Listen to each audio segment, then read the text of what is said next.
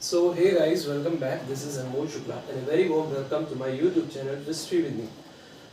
So आज से हम एक नई प्लेलिस्ट की शुरुआत करने जा रहे हैं। इससे पहले फंडामेंटल्स ऑफ मैनेजमेंट और मैनेजरियल इकोनॉमिक्स में लेके आया। मैनेजरियल इकोनॉमिक्स लगातार चल भी रही है, लेकिन उसके साथ मैंने सोचा कि क्यों ना टाइम को यूटिलाइज किया जाए और एक और वीडियो जो है ऑर्गेनाइजेशनल बिहेवियर की भी डेली टू डेली अपडेट की जाए। मैंने एक पोल रखा था, उसमें आपने बताया कि ज्यादा लोगों का जो रिस्पॉन्स आया था वो ऑर्गेनाइजेशनल बिहेवियर के लिए आया था, ओबी के लिए आया था। टेलीग्राम पे आपने डीएम किया कि ऑर्गेनाइजेशनल बिहेवियर पढ़ाओ। आपने सिलेबस भेजा इन मेल पर भी कि ऑर्गेनाइजेशनल बिहेवियर से बात करो, तो ज्यादा जो काउंटिंग थी वो ऑर्गेनाइजेशनल बिहेवियर की, इसलिए मैं ऑर्गेनाइजेशनल बिहेवियर की शुरुआत कर रहा हूँ। अगली प्लेलिस्ट क्या आनी चाहिए ये आप मुझे मेल करके बता सकते हैं, टेलीग्राम पे बता सकते हैं, इंस्टाग्राम पे बता सकते हैं, कमेंट करके बता सकते हैं।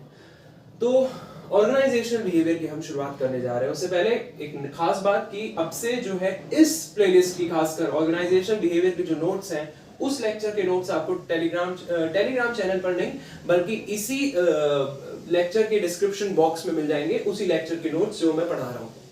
तो बाकी सबके लिए नहीं है, सिर्फ ऑर्गेनाइजेशनल बिहेवियर के लिए, ताकि आपके लिए एक मैस ना क्रिएट हो, क्योंकि मैनेजरियल इकोनॉमिक्स भी लगातार चल रही है तो उसके नोट्स मैं टेलीग्राम पर ही अपलोड करता हूं। बट ऑर्गेनाइजेशनल बिहेवियर के डिस्क्रिप्शन में ही आपको पीडीएफ के फॉर्म में लिंक मिल जाएगा या इमेज के फॉर्म में लिंक मिल जाएगा, तो कोई प्रॉब्लम आपको नहीं होगी। So with this let's start, but before that if you new to the channel subscribe and hit the bell icon, क्योंकि daily to daily videos upload हो रही हैं, इसलिए बेटर यही है कि आप जो है बेल का आइकन दबा दें ताकि नोटिफिकेशंस आपको मिल जाएं। वेरी ग्रेटफुल क्योंकि आप लगातार सपोर्ट कर रहे हो। Keep motivating me, trust me, I'm working really hard for you. Thank you so much for that. So organizational behavior, नाम से क्या समझते हो आप? देखो organizational behavior नाम से जो हम पहली बार अगर सुनेगा कोई तो ये समझेगा कि भाई organizational behavior का मतलब भाई कि organization किस तरीके से behave करता है। अब organization में तो लोग हैं, तो लोग आपस में किस तरीके से behave करते हैं, क्या एम्प्लॉयर और एम्प्लॉय का रिश्ता है, किस तरीके से वो बिहेव करते हैं डिफरेंट सर्कमस्टेंसेस में, यही बिहेवियर की स्टडी क्या हम ऑर्गेनाइजेशनल बिहेवियर में कहते हैं। क्या इतना आपको समझाने के लिए काफी है? जी बिल्कुल नहीं। तो आसान भाषा में हम समझेंगे इस चीज को। सबसे पहले मुझे आप बताओ, क्या ऑर्गेनाइज करने से ही ऑर्गेनाइजेशन बनता है? हमने फंडामेंटल्स ऑफ मैनेजमेंट पढ़ी है, जहां पर हमने पढ़ा था कि ऑर्गेनाइजिंग जो है ये दूसरा बेसिक फंक्शन है मैनेजमेंट का। पहला था प्लानिंग, कि सबसे पहले हम प्लानिंग कर लेते थे, सब कुछ प्लान करने के बाद, फ्यूचर के बारे में सोच लेने के बाद, हम फिर अपनी रिसोर्सेज को जितनी भी है, अब रिसोर्सेज में मैन, मनी, रॉ मटेरियल सब कुछ आ जाता है, उनको हम क्या करते थे? इकट्ठा करते थे, कलेक्ट करते थे, एलोकेट करते थे। कहीं ना कहीं हम उनको क्या करते थे? हम उनको इकट्ठा करते थे, किस लिए? ताकि एक ऑर्गेनाइज्ड वे में काम हो सके। तो ऑर्गेनाइजिंग में हम क्या करते थे? हम सारी चीजों को इकट्ठा करते थे ताकि फर्दर एक्शन लिया जा सके। तो प्लानिंग, ऑर्गेनाइजिंग, फिर हम डायरेक्ट करते थे और फिर हम कंट्रोल में आते थे। तो ये सारी चीजें हो गई। तो ऑर्गेनाइजिंग एक बेसिक फंक्शन था। सबसे पहले तो आपको ये अंदाजा लगना चाहिए कि भाई ऑर्गेनाइजिंग जो है ये एक बेसिक फंक्शन है मैनेजमेंट का। सेकेंड इंपॉर्टेंट फंक्शन है मैनेजमेंट का, इसके बारे में मैंने डिटेल में पढ़ा है। अगर आप डिटेल में डीप स्टडी करना चाहते हो तो वो आप कर सकते हो। फंडामेंटल्स ऑफ मैनेजमेंट की प्लेलिस्ट में आप जाइए और आपको ऑर्गेनाइजिंग टॉपिक मिल जाएगा 2-3-4 वीडियोस के बाद। बहुत अच्छी तरीके से मैंने समझाया है। सो ऑर्गेनाइजिंग, कोई बात नहीं अगर आपने नहीं पढ़ा, यहां पर समझ लीजिए। ऑर्गेनाइजिंग एक बेसिक फंक्शन है मैनेजमेंट का। ये वो प्रोसेस है, process involving the identification and grouping of activities to be perform. देखो हमने प्लानिंग कर ली, लेकिन सिर्फ प्लानिंग करने से काम नहीं हो जाता। आपका 10th का पेपर था, आपने प्लानिंग कर ली कि भाई मेरा 10th का पेपर है तो मैं सोशल साइंस में 90% मार्क्स लेना चाहता हूँ। बट अगर आपने रिसोर्सेज ही एलोकेट नहीं किए हैं कि भाई सोशल साइंस के लिए मुझे 90 स्कोर तो करने हैं, बट उसके लिए रिसोर्सेज है क्या मेरे पास कि भाई मैं बुक इकट्ठा करूँ, तभी तो मैं 90 स्कोर कर पाऊंगा। जब मैं पढ़ूंगा तो बुक इकट्ठा करूँ, गाइड इकट्ठा करूँ, मे बी कोई सैंपल पेपर इकट्ठा करूं, फिर इस तरीके से तैयारी करूं कि अच्छी तरीके से परफॉर्म कर पाऊं, फिर फर्दर मैं एक्शन लूं। तो एक्शन करने से भी पहले का स्टेप क्या है?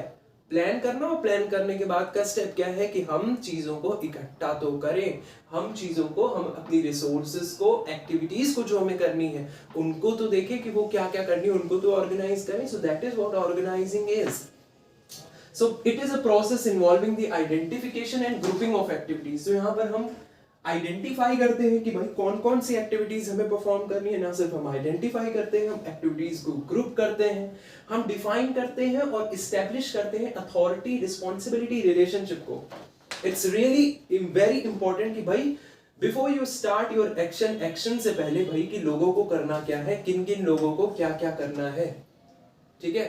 तो इस बंदे को ये रोल्स एंड रिस्पॉन्सिबिलिटीज मैंने दी, इस बंदे को मैंने ये रोल्स दिए हैं, तो ये सारा डेलीगेशन करना दैट इज आल्सो ऑर्गेनाइजिंग का पार्ट। सो यहाँ पर एक अथॉरिटी रिस्पॉन्सिबिलिटी रिलेशनशिप भी डिफाइन की जाती है और एस्टेब्लिश की जाती है कि ये जो है ये टीम लीडर होगा और ये टीम को लीड करेगा और इस टीम में ये लोग होंगे। सो एक अथॉरिटी और रिस्पॉन्सिबिलिटी रिलेशनशिप भी तैयार कर दी जाती है। भैया ओवरऑल मतलब क्या है ऑर्गेनाइजिंग का, चीजों को असेंबल करना फर्दर एक्शन लेने के लिए, अथॉरिटी रिस्पॉन्सिबिलिटी रिलेशनशिप को तैयार करना, लोगों को रोल्स डेलीगेट कर देना, अथॉरिटी डेलीगेट कर देना, आइडेंटिफाई करना कि क्या क्या काम होना है before you actually starts your action.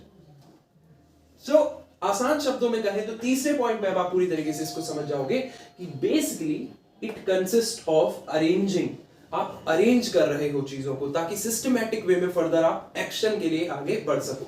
So basically it consist of arranging, arrange क्या क्या करोगे, मैन को, मटेरियल को, मैन मतलब लोग, वर्कर्स, एम्प्लॉइज जो काम कर रहे हैं, मटेरियल आपका रॉ मटेरियल, देन मशीन आपके इक्विपमेंट्स, मनी आपका capital. So basically it consists of you need to arrange every resource of your business or your enterprise for the attainment of its goal. That is what organizing is. अब organizing का ही output है कि ये सारी चीजें जहां पर हो रही हैं वो है organization। तो एक output create होता है कि हम organize कर रहे हैं, तो organize कर रहे हैं तो एक systematic way में इस body को हम organization कहेंगे। बहुत सारी organization होती हैं आजकल, गवर्नमेंट ऑर्गेनाइजेशन भी होती है, हर जगह जहां पर इस तरीके से सिस्टमैटिक वे में चीजों को आइडेंटिफाई करके, अथॉरिटी रिस्पॉन्सिबिलिटी रिलेशनशिप तैयार करके, असेंबल करके काम हो रहा है, अरेंज करके काम हो रहा है, वो एक ऑर्गेनाइजेशन है। सो भाई ऑर्गेनाइज करने के बाद का ही जो आउटपुट है वो ऑर्गेनाइजेशन है। It basically consist of group of people. So उस ऑर्गेनाइजेशन में क्या है, ग्रुप ऑफ पीपल है। आप कोई भी ऑर्गेनाइजेशन देखते हो जब, तो आप देखते हो कि भाई लोग काम कर रहे हैं, एम्प्लॉइज काम कर रहे हैं, वर्क कर रहे हैं for common goals. Those goals can be different goals, एक से ज्यादा गोल्स भी हो सकते हैं, but basically when we talk about organisation हम देखते हैं डिफरेंट डिफरेंट डिपार्टमेंट्स बनाए हुए हैं, डिपार्टमेंटलिज्म है, सेल्स डिपार्टमेंट अलग है, प्रोडक्शन डिपार्टमेंट अलग है, मे बी एडवर्टीजमेंट डिपार्टमेंट अलग है। सो ये सारे डिपार्टमेंट, फाइनेंशियल डिपार्टमेंट अलग है, but they are working towards one goal. और वहां पर लोग काम कर रहे हैं, डिफरेंट डिफरेंट टीम्स बनाई गई है, तो डिफरेंट डिफरेंट प्रोजेक्ट्स में काम कर रहे हैं। सो बेसिकली ऑर्गेनाइजेशन का मतलब है group of people working together for the achievement of one और मोर कॉमन ऑब्जेक्टिव्स। सो ऑर्गेनाइजिंग से ही कहीं ना कहीं ऑर्गेनाइजेशन का जो है जन्म हुआ हम कह सकते हैं। जहां पर हम ये ऑर्गेनाइजिंग कर रहे हैं वो ही क्रिएट कर रहा है एज एन आउटपुट ऑर्गेनाइजेशन। ठीक है, वेरी नाइस। तो अब सर बात आती है जिस सब्जेक्ट को हम पढ़ने जा रहे हैं, दैट इज ऑर्गेनाइजेशनल बिहेवियर क्या है। तो भाई ऑर्गेनाइजेशनल बिहेवियर जिसको हम ओबी से रिप्रेजेंट करते हैं, तो ये एक स्टडी है, डेफिनेटली हम इसमें पढ़ने वाले हैं। किस चीज की स्टडी है? It's a study involving the impact of individuals, group and structure और behaviour within the organisation. तो लेक्चर के स्टार्टिंग मैंने बताया था कि भाई बिहेवियर की स्टडी हम करें। सो देखो ध्यान से समझो, ओबी क्या है? ये एक स्टडी है जिसमें क्या होता है, involving the impact of individual, कि भाई इम्पैक्ट क्या है। ये एक स्टडी है जिसमें हम पढ़ते हैं कि क्या इम्पैक्ट है, क्या प्रभाव है इंडिविजुअल का, किसी भी इंडिविजुअल का, वर्कर का, एम्प्लॉय का, ग्रुप ऑफ इंडिविजुअल का, पूरी की पूरी टीम का, या स्ट्रक्चर और बिहेवियर का। किस तरीके का स्ट्रक्चर बनाया गया है, हायरार्की तैयार की गई है विद इन दी ऑर्गेनाइजेशन, की ऑर्गेनाइजेशन के अंदर क्या इंपैक्ट देखने को मिलता है, किस चीज का इंपैक्ट। बेसिक एक बार once again I am repeating, organisational behaviour is a study involving the impact of individuals, group and structure और behaviour within the organisation, कि क्या इंपैक्ट है इंडिविजुअल का, ग्रुप का, स्ट्रक्चर और बिहेवियर का विद इन दी ऑर्गेनाइजेशन। क्या impact है ऑर्गेनाइजेशन पे, यही स्टडी हम करते हैं ऑर्गेनाइजेशन बिहेवियर में।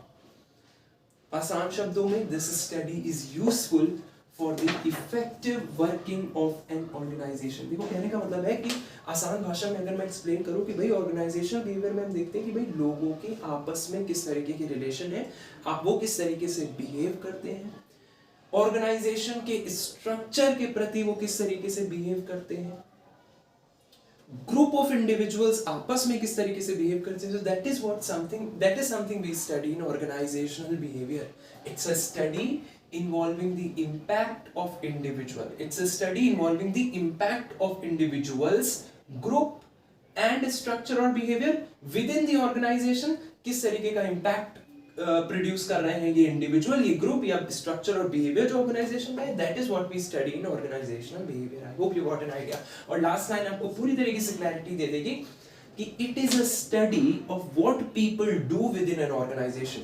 भाई ऑर्गेनाइजेशनल बिहेवियर मतलब ऑर्गेनाइजेशन में रहने वाले लोगों का बिहेवियर। तो ऑर्गेनाइजेशन के अंदर लोग किस तरीके से बिहेव करते हैं उस बारे में हम स्टडी करते हैं, और किस तरीके से उनके बिहेवियर से ऑर्गेनाइजेशन पर इफेक्ट पड़ता है, क्योंकि डेफिनेटली इफेक्ट पड़ता है। अगर कोई बंदा डिमोटिवेटेड होगा ना तो उसका इफेक्ट पड़ेगा ऑर्गेनाइजेशन में।